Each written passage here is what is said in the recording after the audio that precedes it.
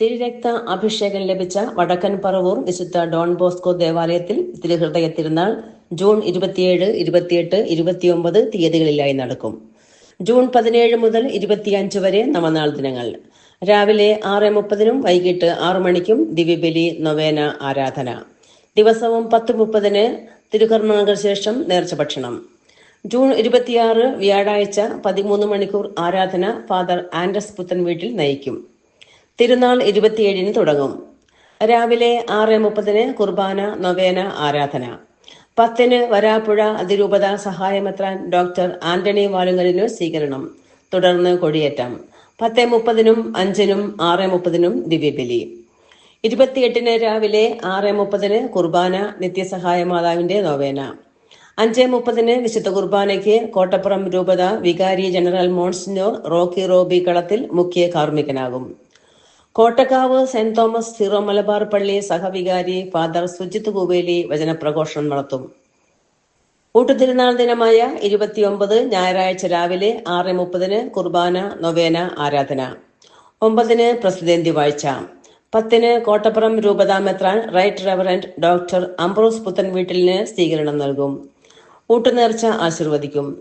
10:30 പിതാവിന്റെ മുഖ്യ കാർമ്മികത്വത്തിൽ പൊന്തിഫിക്കൽ ദിവ്യബലി. ജീവകാരുണ്യ ഫണ്ട് സ്കോളർഷിപ്പ് വിതരണം എന്നിവയും ഉണ്ടാകും. 1:30 3 5 6:30 ദിവ്യബലി നൊവേന ആരാധന എന്നിവയുണ്ടാകും. തിരുനാൾ ദിനത്തിൽ രാവിലെ തുടങ്ങുന്ന നേർച്ച സദ്യ രാത്രി 8:30 വരെ നീളും. മുൻ വർഷങ്ങളിലേതുപോലെ ഇത്തവണയും 25,000 പേർക്ക് നേർച്ച സദ്യ വിളമ്പുമെന്ന് വികാരി ഫാദർ പ്രിൻസ് പടമാട്ടുമൽ, സഹവികാരി father Biyon Konath, general convener Nelson Thattarassery, joint കൺവീനർമാരായ ബേസിൽ പുതുശ്ശേരി, ജിൻസി ജെയിംസ് കുരിശുവീട്ടിൽ, ജോയൽ ജോൺസൺ, കൈക്കാരന്മാരായ Joy Kalathil, Charlie Pulickal, publicity convener NM Martin Nedumparambil തുടങ്ങിയവർ പറവൂർ താലൂക്ക് പ്രസ് ക്ലബിന് വേണ്ടി നടത്തിയ വാർത്താ സമ്മേളനത്തിൽ അറിയിച്ചു.